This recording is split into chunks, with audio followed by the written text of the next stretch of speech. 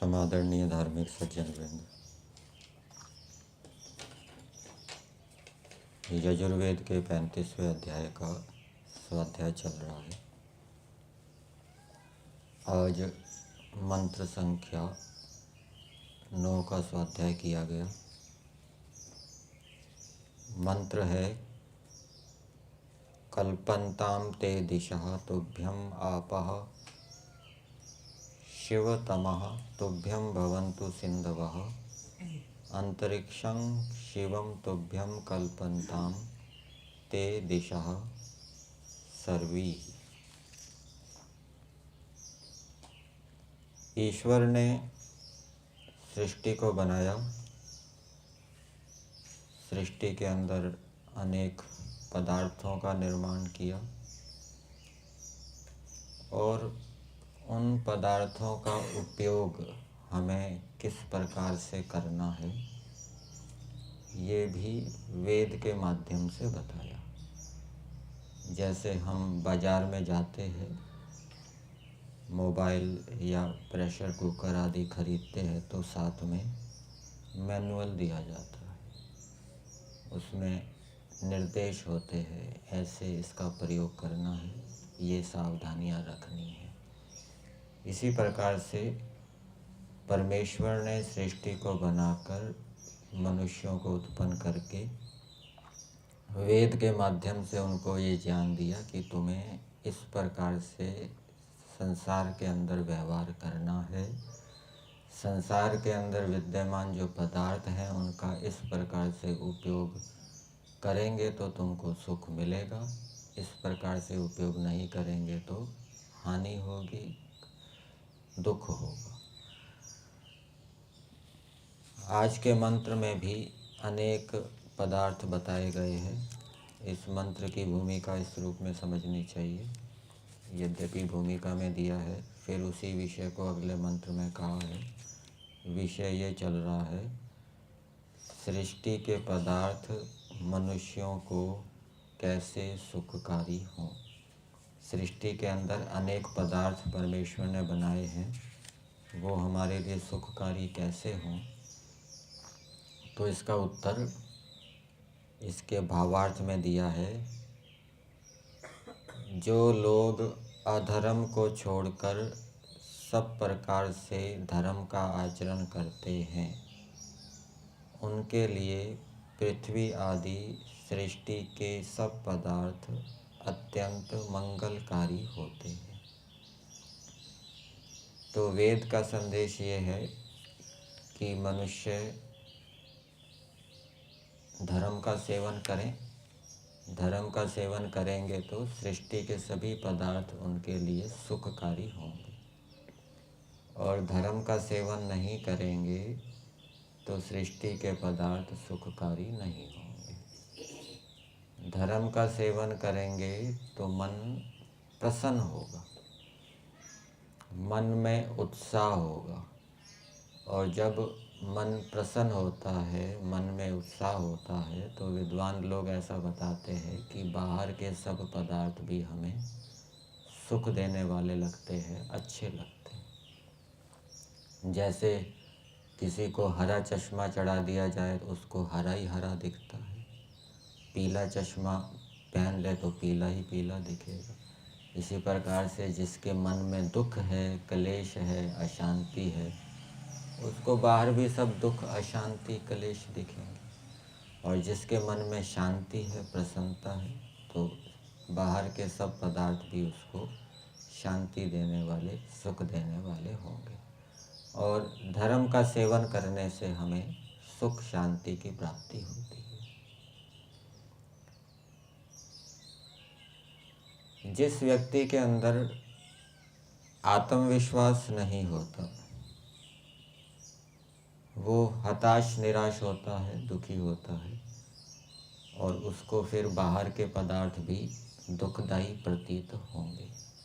और आत्मविश्वास उत्पन्न करने के लिए उपाय बताया गया है। क्या उपाय बताया है? कि जो भी हम सुनते हैं, पढ़ते हैं, उसको यदि हम व्यवहार के अंदर लाएंगे तो आत्मविश्वास उत्पन्न होगा। और सुने पढ़े हुए को यदि हम व्यवहार के अंदर नहीं लाएंगे तो आत्मविश्वास उत्पन्न नहीं होगा।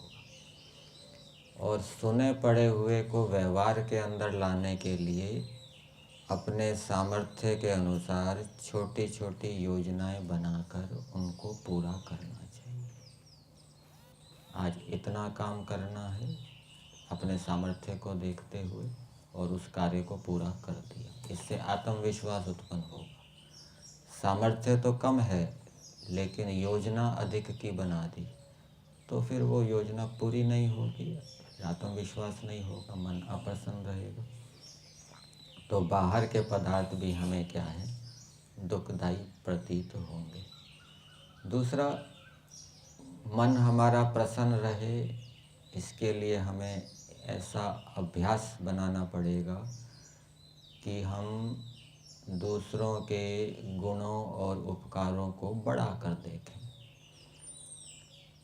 यदि हम दूसरों के गुणों और उपकारों को बढ़ाकर देखेंगे तो उससे हमारा उनके प्रति प्रेम बना रहेगा, और प्रेम बने रहने से मन प्रसन्न रहेगा। और यदि हम दूसरों के दोषों को बहुत बढ़ाकर देखेंगे तो दोषों को देखने से मन अप्रसन्न होगा, खिन्न होगा, और उससे बाहर के पदार्थ भी हमारे लिए फिर दुखदायी प्रतीत होंगे। और जो अपने मन को प्रसन्न रखना चाहता है,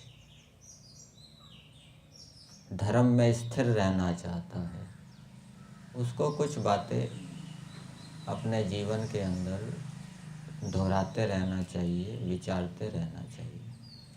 जैसे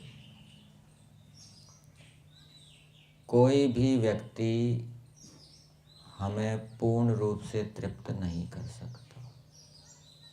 कोई भी व्यक्ति हमारी सभी कामनाओं को पूरी नहीं कर सकता। ये हमारे दिमाग में बैठा रहना चाहिए।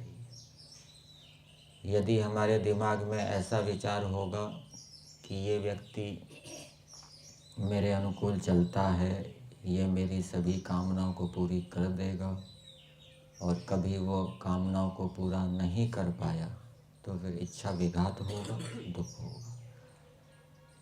प्रत्येक अल्पज्य है, अल्प सामर्थ्य वाला, इसलिए वो हमारी सभी कामनाओं को पूरी कर दे, ऐसा कभी नहीं होगा। ये हमारे दिमाग में बैठा रहना चाहिए। तब व्यवहार के अंदर जो घटनाएं होती है, कोई किसी कारण से हमारी इच्छा को पूरा नहीं कर पाता तो फिर हमें झटका नहीं लगेगा, खिन्न नहीं होंगे, खेद नहीं होगा, दुख नहीं होगा। दूसरा, कोई भी भौतिक पदार्थ हमें तृप्त नहीं कर सकता, क्योंकि ये संसार कैसा है, परिवर्तनशील है। जो वस्तु आज है वो कल नहीं रहेगी, जो वस्तु आज जैसी है वो कल वैसी नहीं होगी। इसलिए कोई भी पदार्थ, भौतिक पदार्थ, भौतिक स्थिति हमें तृप्त नहीं कर सकती। ये हमें दिमाग में बैठाना चाहिए। और जब हम ये मान लेंगे कि ये मेरे पास गाड़ी है, ये मेरे पास बंगला है, ये गाड़ी मेरे को हमेशा सुख देती रहेगी, जैसा सुख अब दे रही है 20 साल बाद भी वैसा ही सुख देती रहेगी, नहीं देगी। 20 साल के बाद वो पुरानी हो जाएगी, ठीक प्रकार से काम नहीं करेगी, और वैसी ही इच्छा बनाए रखेंगे तो फिर दुख होगा। आत्मा के विषय में भी हमें प्रतिदिन विचार करना चाहिए। उससे हम अपने मन को प्रसन्न रख सकते हैं कि मैं आत्मा कैसा हूँ। आपने आत्मा के विषय में सुना, मैं आत्मा शरीर से पृथक हूँ, अनुरूप हूँ, नित्य हूँ, अविनाशी हूँ, घटता बढ़ता नहीं हूँ, मेरी कोई हानि नहीं कर सकता। इस प्रकार से विचार करेंगे तो हम व्यवहार के अंदर शांत बने रहेंगे। नहीं तो क्या होता है, कोई हमारा अपमान कर देता है, कोई हमारा नुकसान कर देता है, कोई हमारी संपत्ति नष्ट हो जाती है, संबंधी मर जाते हैं, तो हम ये सोचते हैं कि मेरी आत्मा घट गई, मेरी आत्मा की हानि हो गई। आत्मा का कुछ नहीं बिगड़ा, आत्मा तो वैसा का वैसा है, अजर है, अमर है। तो ये बात हमें प्रतिदिन दोहराते रहना चाहिए। इससे हमारा मन क्या है, प्रसन्न रहेगा। और भी मन की प्रसन्नता के उपाय हैं। ये उपाय एक प्रकार से हमें धर्म में स्थिर रखते हैं। तो मंत्र के शब्दों को देखते हैं। कल्पन्ताम ते दिशा, ईश्वर मनुष्यों को उपदेश दे रहे हैं कि हे मनुष्यों, तुम इस प्रकार से प्रयत्न करो, प्रयास करो, जिससे कि जो दिशाएं हैं वो तुम्हारे लिए सुखकारी हो। शिव तमः, आगे विशेषण दिया है, शिव तमः, कल्पन्ताम ते दिशा शिव तमः, अत्यंत कल्याणकारी होवे वो दिशाएं, ऐसा तुम प्रयत्न करो। दिशाएं कोई स्वतंत्र पदार्थ नहीं है। आकाश के ही भिन्न भिन्न विभागों को दिशा कह दिया जाता है और व्यवहार के लिए इनका उपयोग किया जाता है। जैसे पूर्व दिशा, पश्चिम दिशा, उत्तर दिशा, दक्षिण दिशा। तो दिशाओं के विषय में यदि हम जानते होंगे, किसी ने कहा कि आप उत्तर में चले जाइए, उत्तर में जाने से आपको दिल्ली पहुंच जाएंगे, आप दक्षिण में जाएंगे तो आप मुंबई पहुंच जाएंगे। अब किसी को पता ही नहीं उत्तर क्या है, दक्षिण क्या है, वो गलत व्यवहार कर लेगा तो फिर वो दिशाएं उसके लिए हानिकारक हो जाएगी। तो दिशाओं का ज्ञान भी हमें ठीक होना चाहिए। पूर्व दिशा किसको कहते हैं? जहाँ सूर्य का प्रथम संयोग होता है, उदय होता है, वो पूर्व दिशा। और उत्तर दिशा कौन सी? कोई मनुष्य पूर्व दिशा में मुख करके खड़ा हुआ है तो अब उसके जो बाईं ओर जो दिशा होगी वो उत्तर दिशा होगी, दाईं ओर जो दिशा होगी वो दक्षिण दिशा होगी। तो ये जानकारी होगी तो कोई दिशा के विषय में बताएगा तो हम भ्रांत नहीं होंगे, और भ्रांत ना होने से फिर हम दुख या हानि को नहीं प्राप्त करेंगे। दूसरा अर्थ इसका हो जाएगा तात्स्थ्य उपाधि से दिशाओं में स्थित पदार्थ, दिशाओं में जितने भी स्थित पदार्थ हैं, परमेश्वर कह रहे हैं कि वो तुम्हारे लिए शिवतमा हो, कल्याणकारी हो, सुख देने वाले हो। जैसे उत्तर दिशा है, पूर्व दिशा है, दक्षिण दिशा है। तो पूर्व दिशा में पदार्थ कौन से हैं? जड़ पदार्थ भी हैं, चेतन पदार्थ भी हैं। तो उन पदार्थों के साथ यदि हमें ठीक प्रकार से व्यवहार करना आएगा तो वो पदार्थ हमें सुखदायी होंगे, और ठीक प्रकार से व्यवहार करना नहीं आएगा तो वो दुखदायी हो जाएंगे। मान लीजिए पूर्व दिशा में सामने सांप पड़ा हुआ है और हमको पता नहीं है, हमने उसके ऊपर पैर रख दिया तो वो काट जाएगा। और यदि हमको जानकारी है तो लाठी से कुछ खड़खड़ खड़ेंगे तो वो कंपन होने से भाग जाएगा। तो ये जानकारी होनी चाहिए। पूर्व दिशा से कोई हमारा मित्र आ रहा है तो वो मित्र हमारे लिए सुखदायी हो तो मित्र के साथ कैसे व्यवहार करना है वो हमें पता होना चाहिए।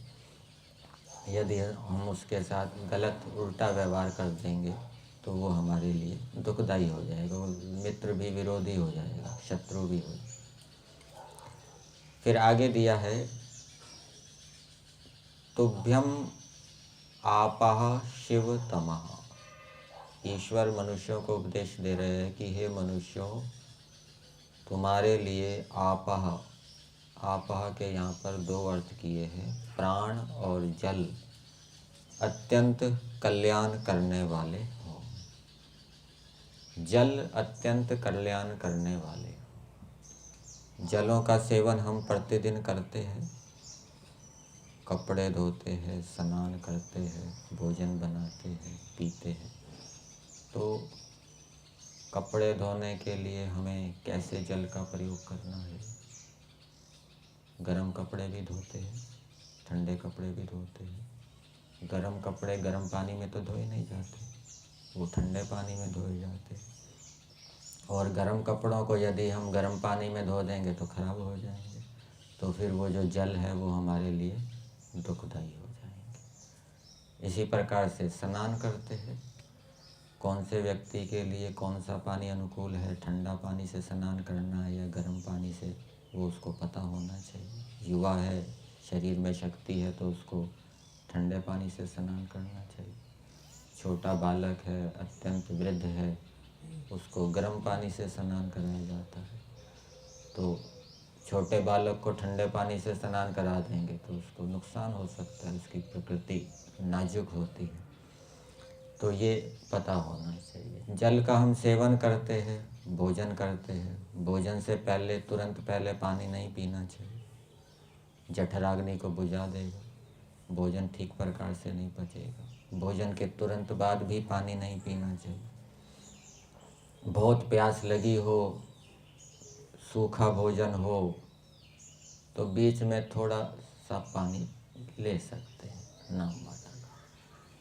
और भोजन के 1 घंटे के बाद पानी पीना चाहिए। और 1 घंटे के बाद भी ऐसा नहीं कि 3-4 गिलास गटक गए, 1 गिलास, वो भी धीरे धीरे।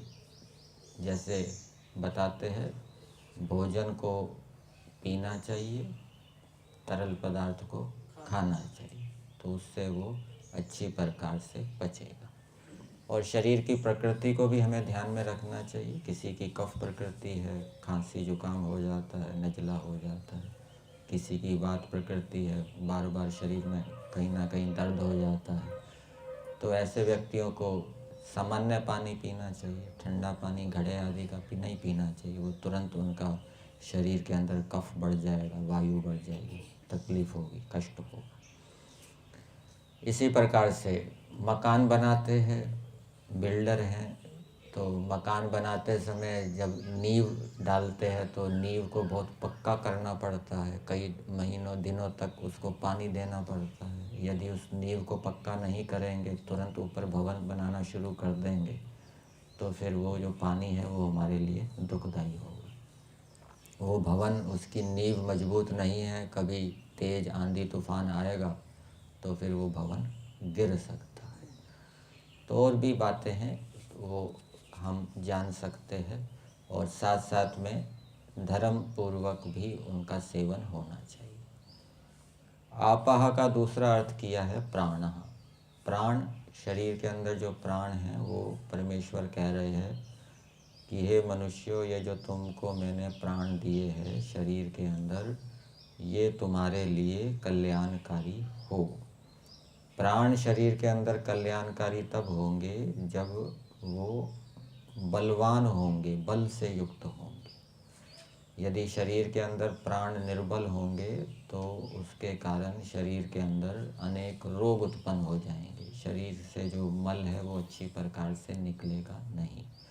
तो शरीर के अंदर विद्यमान प्राण हमारे लिए कल्याणकारी हो, इसके लिए व्यायाम, ब्रह्मचर्य, संयम आदि का सेवन आवश्यक है।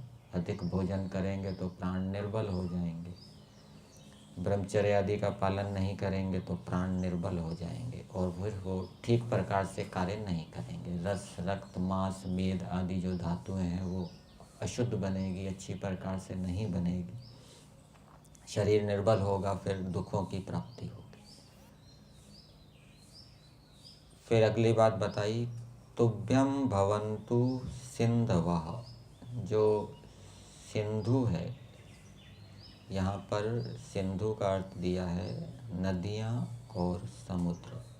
परमेश्वर ने नदियाँ भी बनाई हैं, समुद्र भी बनाए हैं। तो परमेश्वर कह रहे हैं कि हे मनुष्यों, ये नदियाँ और समुद्र मैंने बनाए हैं, ये तुम्हारे लिए अत्यंत कल्याण करने वाले होंगे। समुद्र मतलब समुद्र के अंदर विद्यमान पदार्थ, समुद्र से हमें अनेक पदार्थ भी मिलते हैं, मोती आदि। तो वो पदार्थ हमारे लिए कल्याणकारी हो तो उनका हमें इस प्रकार से उपयोग करना चाहिए। ईश्वर ने हमें बुद्धि दी है जिससे कि हमारे कष्ट दूर हो।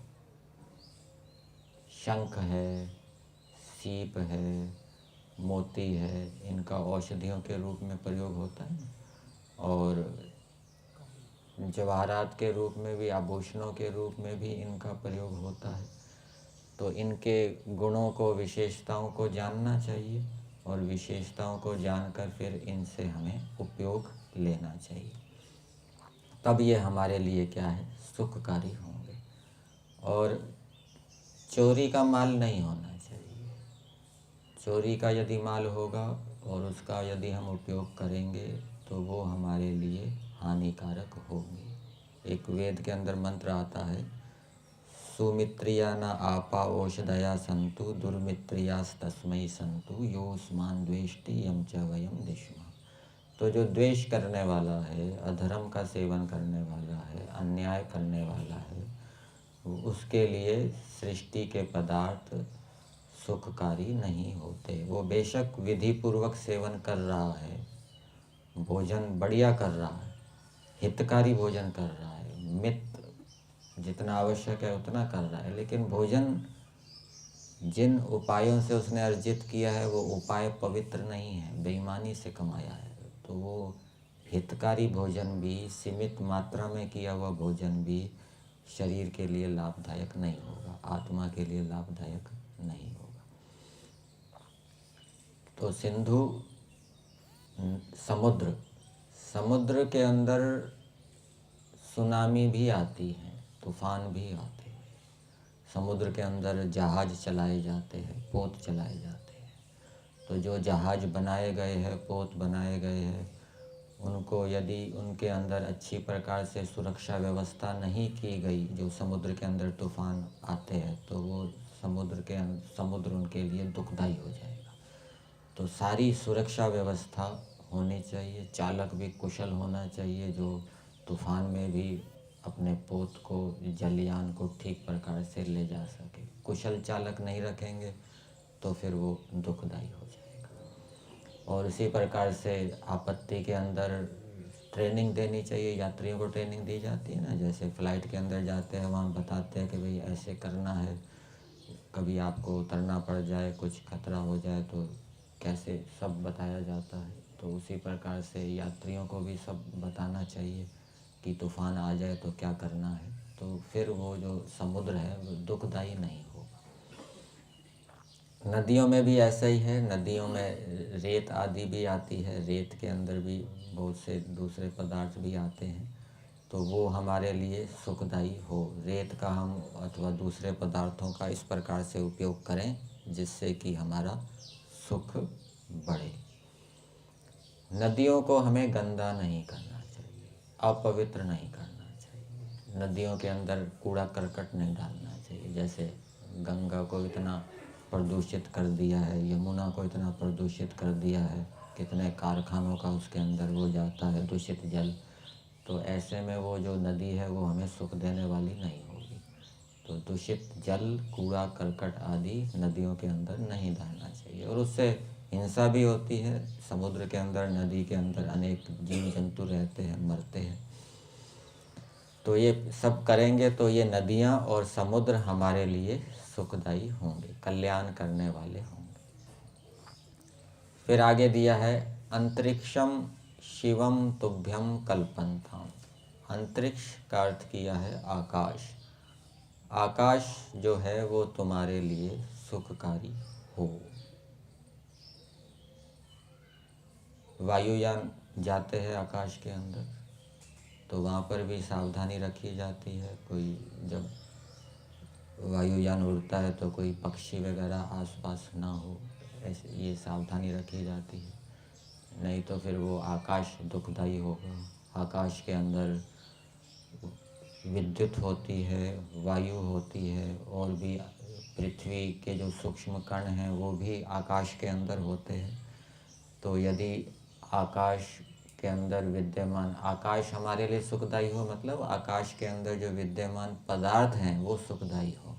यदि पॉल्यूशन फैला होगा, आकाश के अंदर दूषित वायु होगी, फैक्ट्रियों का धुआं होगा, गाड़ियों का धुआं होगा, धूल मिट्टी होगी, तो वो आकाश हमारे लिए क्या हो जाएगा, दुखदायी होगा। इसलिए उस आकाश को शुद्ध रखने के लिए जहाँ तक हो सके कम से कम हमें प्रदूषण फैलाना चाहिए, और अधिक से अधिक पेड़ पौधे लगाने चाहिए, नियमित यज्ञ करना चाहिए। उससे क्या है, वो आकाश हमारे लिए सुखदायी होगा। फिर आगे दिया है ते दिशा सर्वा। तुम्हारे लिए सभी दिशाएं क्या है, सुखदायी हो। इसमें एक उदाहरण दिया जाता है, किसी व्यक्ति का घर में झगड़ा हो गया और वो फिर घर से निकलकर उत्तर दिशा में एक आश्रम था, वहाँ चला गया। अब वो झगड़े का निपटारा तो हुआ नहीं, तो दिमाग में तो टेंशन बनी रहेगी, तनाव बना रहेगा, तो वो जो उत्तर दिशा है वो उसके लिए सुखदायी नहीं होगी। तो घर में झगड़ा होने पर निपटारा जब हो जाएगा, तब ठीक व्यवस्था हो जाएगी, तो फिर वो जो उत्तर दिशा है वो जहाँ भी जाएगा, जिस भी दिशा में जाएगा, उसका मन प्रसन्न होगा, वो दिशा उसको सुख देने वाली होगी। व्यवस्था, संगठन, अनुशासन, इनके कारण हमें सुख होता है। व्यवस्था जैसे कौन सी वस्तु कहाँ रखनी है, बिजली का सामान कहाँ रखना है, आसन पट्टे कहाँ रखने हैं, भोजन का सामान थाली कटोरी चम्मच कहाँ रखने हैं। यदि ये व्यवस्था नहीं होगी, कहीं भी थाली रख देंगे, कहीं भी बिजली का सामान रख देंगे, तो फिर क्या होगा, जब आवश्यकता होगी तो ढूंढते फिरेंगे कहाँ है, तो फिर वो दुखदायी हो जाएंगे। और जब व्यवस्था होगी भाई ये सामान यहीं रखना है, तो आवश्यकता होने पर हम वहीं जाएंगे, वो पदार्थ वहाँ मिल जाएगा और हमें सुख देने वाला होगा। नहीं मिलेगा तो वो हमें दुख देने वाला होगा। तो जो व्यवस्था है वो भी क्या है, सुख देने वाली होती है। व्यवस्था कहिए, अनुशासन कहिए, और संगठन ये भी सुख देने वाला होता है। जब संगठन होता है तो सब सुख देने वाले होते हैं, संगठन नहीं होता तो हमें दुख की प्राप्ति होती है। तो मंत्र का संदेश यही है मनुष्यों के लिए कि मनुष्य धर्म का सेवन करके, धर्म का संकेत वेद के अंदर बता दिया है। वेद धर्म के लिए, धर्म को जानने के लिए परम प्रमाण है, और ईश्वर ने मनुष्यों को बुद्धि दी है। बुद्धि के माध्यम से देश काल परिस्थिति के अनुसार वो मनुष्य उस धर्म का विस्तार करे, और सृष्टि के जितने भी पदार्थ हैं उनके गुण कर्मों को जाने। कुछ गुण कर्म तो वेदों के अंदर बताई दी है, और ईश्वर ने बुद्धि दी है कि ये उनको संकेत कर दिया है, बीज रूप में बता दिया है। अब तुम बुद्धि के माध्यम से इसका विकास करो और इसके गुण कर्मों को खोजो, और इनसे तुम सुख लाभ करो, इन सभी पदार्थों से सुखी हो। तो ईश्वर यही चाहता है कि मनुष्य सृष्टि के अंदर, सृष्टि के पदार्थों का उपयोग करते हुए सुखी रहें, दुखी ना हो। इसलिए परमेश्वर ने ये उपदेश दिया। यहीं तक।